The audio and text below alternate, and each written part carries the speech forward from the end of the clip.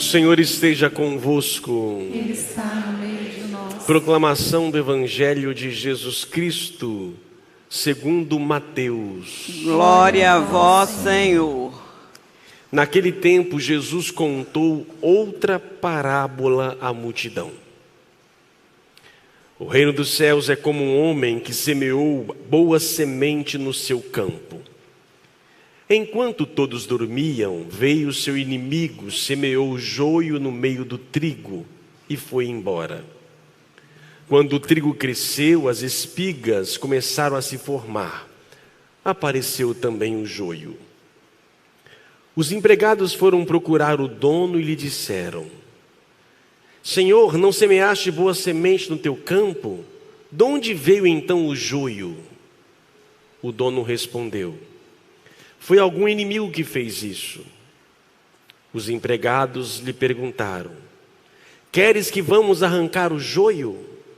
O dono respondeu: Não. Pode acontecer que arrancando o joio, arranqueis também o trigo. Deixai crescer um e outro até a colheita. E no tempo da colheita, direi aos que cortam o trigo: Arrancai primeiro o joio e amarrai-o em feixes para ser queimado. Recolhei, porém, o trigo no meu celeiro. Jesus contou-lhes outra parábola. O reino dos céus é como uma semente de mostarda que um homem pega e semeia no seu campo. Embora ela seja menor de todas as sementes, quando cresce, fica maior que as outras plantas e torna-se uma árvore, de modo que os pássaros vêm e fazem ninhos em seus ramos. Jesus contou-lhes ainda uma outra parábola. O reino dos céus é como fermento que uma mulher pega e mistura com 3 porções de farinha, até que tudo fique fermentado. Tudo isso Jesus falava em parábolas às multidões. Nada lhes falava sem usar parábolas, para se cumprir o que foi dito pelo profeta: Abrirei a boca para falar em parábolas, vou proclamar coisas escondidas desde a criação do mundo. Então Jesus deixou as multidões e foi para casa. Seus discípulos aproximaram-se dele e disseram: Explica-nos a parábola do joio. Jesus respondeu: Aquele que semeia a boa semente é o Filho do Homem. O campo é o mundo. A boa semente são os que pertencem ao reino. O joio são os que pertencem ao maligno. O inimigo que semeou o joio é o diabo. A colheita é o fim dos tempos. Os ceifeiros são os anjos. Como o joio é recolhido e queimado ao fogo, assim também acontecerá no fim dos tempos. O Filho do Homem enviará seus anjos, eles retirarão do seu reino todos os que fazem outros pecar e os que praticam o mal. E depois os lançarão na fornalha de fogo. Aí haverá choro e ranger de dentes. Então os justos brilharão como o sol no reino de seu Pai. Quem tem ouvidos, ouça. Palavra da salvação. Glória a vós, Senhor. Que as palavras do Santo Evangelho perdoem os nossos pecados. Amém. Meus prezados irmãos, estamos meditando a versão do Evangelho de Mateus. E no capítulo 13, de modo especial, Mateus traz algumas parábolas. Ouvimos uma semana passada, a primeira, talvez uma das mais famosas, que é a parábola do semeador. Hoje ouvimos mais 3 parábolas que estão ligadas, provavelmente ditas umas às outras. Lembrando, semana passada, o semeador é Cristo, que semeia a palavra, a semente a palavra, para que a palavra encontre morada no meu coração e se encarne. Precisamos de 3 coisas. Primeiro, entender, enraizar, desapegar. Se eu não entendo, quem não entende as linguagens não vai entender nada, nem vai guardar nada. Eu preciso entender. O entendimento me leva ao enraizamento. E o enraizamento me faz desapegar das coisas do mundo, das ilusões da riqueza. Aí sim a palavra a semente dará fruto no meu coração. 30, 60 ou 100%. A parábola de hoje continua com a lógica da semeadura. Só que aqui ela vem falar para quem? Para o terreno bom. Para aquele que deu fruto, a semente boa que foi plantada no nosso coração. Foi plantado trigo, semente de trigo em nós. Só que, à noite, alguém semeou joio. Quem semeou? O que é o joio? E volto a dizer, quando semeou e as consequências disso na nossa vida. Então a parábola de hoje é para nós que já abraçamos a fé, que já passamos pela fase do entendimento, que estamos enraizados e vivemos o desapego. Mesmo assim, ainda assim, o diabo continua a semear o joio em nosso meio. O que é o joio? Se nós pegarmos pela plantação, eu publiquei até um vídeo hoje no meu histórico, quem puder depois ver, se não viu, é mais fácil visualizar. O joio e o trigo são muito semelhantes. Só um bom entendedor para poder, a olho nu, saber diferenciar. É mais fácil trazer a diferença na hora da colheita. Porque quando você esfrega o joio, não tem nada dentro, é oco, vazio. Já o trigo, ele tem ali a semente de trigo. Esta é a natureza. Agora vamos trazer esse joio para a nossa vida. Então o joio, ele vem disfarçado, muito parecido com o trigo. A diferença são os frutos. O joio também está na nossa vida. São semeados em nós. Tem coisas que, por exemplo, pela natureza normal nossa, a gente sabe discernir. Não gosto disto. Isso não é bom. Existem valores universais de ética que é muito fácil discernir. Não, isso aqui está errado. Isso aqui está certo. Tem coisas que são visivelmente. Só que o joio não é o visível. O joio é aquilo que nos convence a primeiro que é bom, só que por trás ele traz consequências. Ele é vazio. Como é que o joio entra em nós?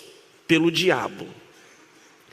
Quem é o diabo? O diabo é um ser espiritual que rebelou-se contra Deus no princípio. Mas também ele traz consequências para nós. Diz Jesus que o mal nem sempre é aquilo que vem de dentro, de fora para dentro, mas aquilo que vem de dentro para fora. O mal está também dentro de cada um de nós. Toda pessoa que não pratica o amor está endiabada. Está com o diabo no corpo. Não necessariamente com espírito para nível de possessão. Mas a palavra não encontrou eco. Porque se a palavra produz em nós, o que ela produz? Amor. Quem não ama está com o diabo no corpo. E como é que ele entra? A mesma forma que o trigo entra. Pelos nossos 5 sentidos. Tato, paladar, olfato, visão. Ou seja, pelos 5 sentidos humanos, nós vivenciamos as nossas alegrias, os nossos prazeres e desprazeres. Os sentidos humanos são nossas portas. Então, o que eu ando olhando? O que eu ando lendo? O que eu ando ouvindo? O que eu ando comendo? O que eu ando experimentando e tocando? São essas portas que entram no interior do coração humano. E é nesse momento em que o diabo, que pode ser um ente espiritual, mas que pode ser práticas, filosofias, pensamentos, que vão entrando no coração humano. E o pior de tudo é que o joio, repito, ele vem disfarçado de verdade.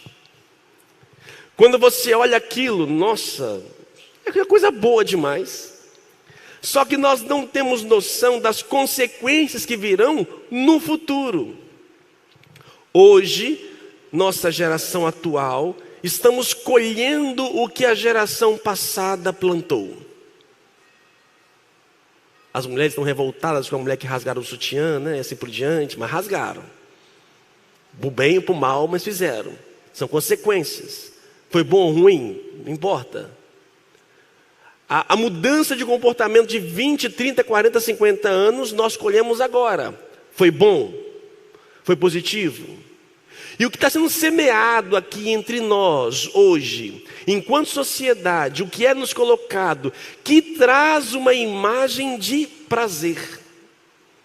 Meus irmãos, todos nós usamos e temos, aqui nas minhas mãos. O que de bom traz?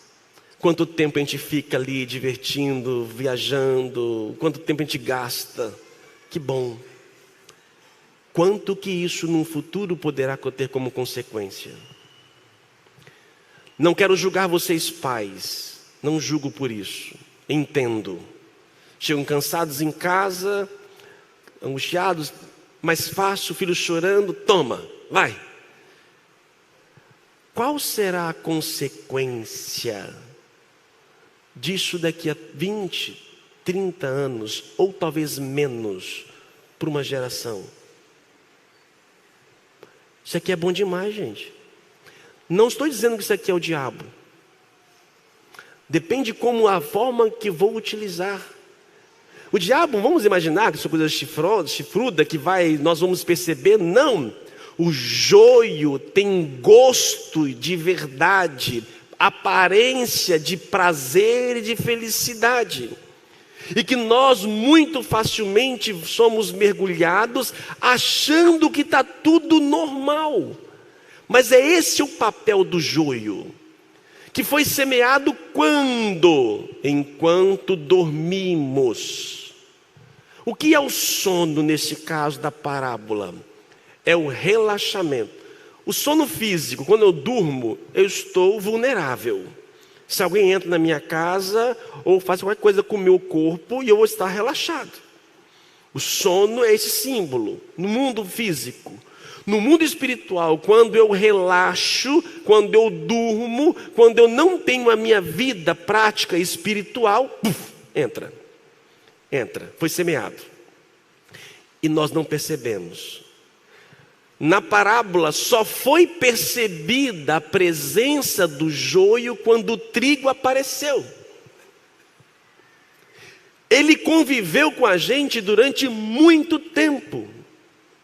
Muita coisa que a gente vai lendo, ouvindo, sentindo, experimentando, vai entrando. Agora não é adrenalina, é bom, é muito bom. Todo mundo está vivendo. Todo mundo está vestindo o rosa. Não vi ainda o rosa. Tem que ver o rosa essa semana. Mas quero ver o outro, o Oppenheimer, quero ver o outro. Quero ver o melhor. Ou o Freedom, né, também, quero ver também. Todo mundo está indo, mas cuidado. O que isso vai provocando em nós? Qual a linguagem? Está semeado de prazeres. Pode ser joio ou pode ser trigo. Como é que então eu vou saber discernir? Vou ficar trancado em casa, não vou socializar, não tem jeito. Ninguém é uma ilha. Todos nós aqui temos joio, todos. E quanto mais conectados estamos, mais firme e pior ainda. Quanto tempo a gente não gasta ali, ó. Até minha avó de 93 anos está lá. Horas e horas. Qual a consequência disso para nós? Ociosidade e assim por diante. Que é revestido de um prazer, de um relaxamento. Como devemos fazer então? Temos que ter discernimento, para que possamos, e não dormir. O não dormir é orar. Orar. Diz a carta de São Pedro que o diabo nos ronda como um leão a rugir, esperando uma hora para abocanhar.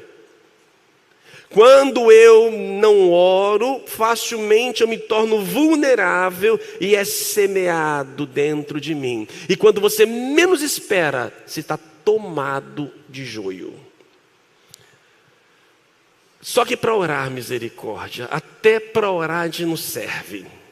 Misericórdia. Olha aqui a leitura para nós hoje. Leitura segunda. O Espírito vem em socorro de nossa fraqueza, pois nós não sabemos o que pedir, nem como pedir. É o próprio Espírito que intercede em nosso favor. Nem orar a gente serve. Por isso, para que eu possa discernir do joio e do trigo dentro de mim, eu tenho que pedir a graça do Espírito. É o Espírito que vai me convencer da verdade. Gente, o joio é tão disfarçado, porque eu posso viver uma vida inteira acreditando piamente naquela ideologia, filosofia, pensamento, e quando eu vou ver, não dá frutos. Eu ouvi hoje um exemplo de alguém me dando, que é até interessante. Falava da vida de São Paulo, apóstolo. São Paulo era judeu. São Paulo viveu nas melhores escolas judaicas. São Paulo estava convicto da sua verdade, a ponto de matar pessoas que não concordavam com ele, ou que insultavam a sua ideologia, o seu pensamento, a sua religião. São Paulo só conseguiu parar quando o Espírito Santo entrou no seu coração. Foi o Espírito Santo que convenceu São Paulo de que aquilo que ele acreditava estava errado. Será que aquilo que nós fazemos, vivemos e pensamos está certo ou está errado? Quem te garante isso? Quem semeou isso que você pensa, que você acredita? Quem diz para você que essa é a verdade? Cada vez mais somos bombardeados a todo momento de tantas coisas, de tantas sementes. Mas somente uma é capaz de dar fruto: o trigo. Por isso Deus, que é bom, Ele permite que o trigo e o joio convivam juntos. Por quê? Porque Ele espera que o joio se transforme em trigo. Essa é a vontade de Deus. Esta é a paciência de Deus. Nós geralmente queremos arrancar o mal a todo custo. E já vamos condenando e... Não, isso é trigo, isso é joio. Olha que interessante. Joio reza também, sabia? Olha como é que o joio reza e olha como o trigo reza. Joio rezando: Senhor, eu vim aqui hoje domingo. Eu larguei tudo para estar aqui contigo hoje, Senhor. Tem tanta gente ruim neste mundo, Senhor. Aquele homem, Senhor, faz muito mal. Vai queimar no fogo do inferno. Vai, aquela desgrama. Aquele homem é mau, Senhor. Eu não vejo a hora da vossa misericórdia, sua justiça cair nele. E ele vai morrer, vai pagar tudo no fogo do inferno. Ah, mas vai. Isso é o joio rezando. Você reza assim, né? Como é que o trigo reza? Ó meu bom Jesus, perdoai-nos, levai-nos do fogo do inferno, levai as almas todas para o céu e socorrei principalmente as que mais precisarem da vossa misericórdia. O trigo, ele quer a salvação de todos até o último momento. O joio, ele revestido de uma pseudo-verdade, pseudo-justiça, ele quer a justiça ferro e fogo, do modo dele. Está cheio de joio no coração, né? É isso. Por isso devemos orar, para que realmente o nosso coração seja semeado cada vez mais o trigo. Quanto mais o terreno do meu corpo, da minha mente, tiver trigo, menos espaço terá o joio. Trigo, olha que interessante. A hoxa Sabe de que é feita? Trigo e água. Trigo e água. Quanto mais eu puder, então, quanto mais do meu dia, a minha vida, a minha semana for semeada, o trigo, a palavra de Deus, o corpo e o sangue de Cristo, menos espaço terá dentro de mim o joio. Mente vazia, oficina do diabo. Aquele que não preenche com o Cristo, com o Espírito, porque é só o Espírito que me dá a capacidade de entendimento. Os padres da igreja vão dizer que o joio, um dos exemplos de joio, eles chamam de heresia. O que é heresia? Heresia é um pensamento revestido de verdade, só que não é. Os heréticos são aqueles que lutaram por uma verdade, brigaram por ela, mas perdem a razão porque não vivem na unidade, na obediência. Por isso, a verdade deles não dá fruto, não dá substância. Esta deve ser extirpada. De que maneira? Orando. Deus permite então que esse mal, que esse joio esteja em nosso coração, para que nós possamos um dia nos convertermos em trigo. E olha, não vai ter palavra minha suficiente para te convencer, senão você não se abrir ao Espírito Santo. Porque é somente Ele capaz de convencer que você está errado e Ele está certo. Não tem jeito. Mas o problema é que até mesmo os que falam em nome do Espírito Santo podem muito facilmente se perder no meio do joio. Essa luta, meus irmãos, é até a hora da nossa morte. O diabo é incansável para poder semear em nós este joio. E nós devemos sermos incansáveis, de joelho no chão orando, pedindo a Deus discernimento e sabedoria, para que não possa habitar em mim isto. Se você é pavio curto, se você é impaciente, se você não perdoa, não adianta você fundamentar o seu sentimento, é joio. Porque a palavra provoca em nós o amor e o perdão. Só que isso não é relativo. Amor não é relativo. No mundo cada vez mais relativizado, onde cada um acha alguma coisa, não. Deus não é relativo, o amor não é relativo, o amor tem uma pessoa, o amor tem um nome, se chama Jesus Cristo. Aqui está a medida do amor. Não é o que eu penso do amor, não é o que eu sinto do amor, é o que é o amor. O amor se fez carne e habitou entre nós. E aqui está a relação para nós sabermos o que é trigo daquilo que é joio. E por fim, há um padre da igreja chamado Santo Inácio de Antioquia. Lembra dessa aula, viu? Ele foi condenado à morte. Ele escreve algumas cartas. Inclusive eu vou gravar talvez essa semana isso para vocês no curso de teologia. Ele escreve algumas cartas. Uma dessas cartas, ele escreve à comunidade que havia dito para ele: renuncie à sua fé, e você vai viver. Ele diz: eu quero ser entregue às feras, eu quero ser moído por elas e me tornar um trigo de Deus. Eu não vou abrir mão da minha fé. Se quiser me devorar, me devorem. Não vou me tornar joio. Prefiro ser moído a me tornar trigo. Isso é um grande mártir da igreja do século I e II, e que continua sendo alimento para nós. E você, o que tem dentro de você? Fruto ou você é vazio? Louvado seja o nosso Jesus Cristo. Para sempre seja louvado.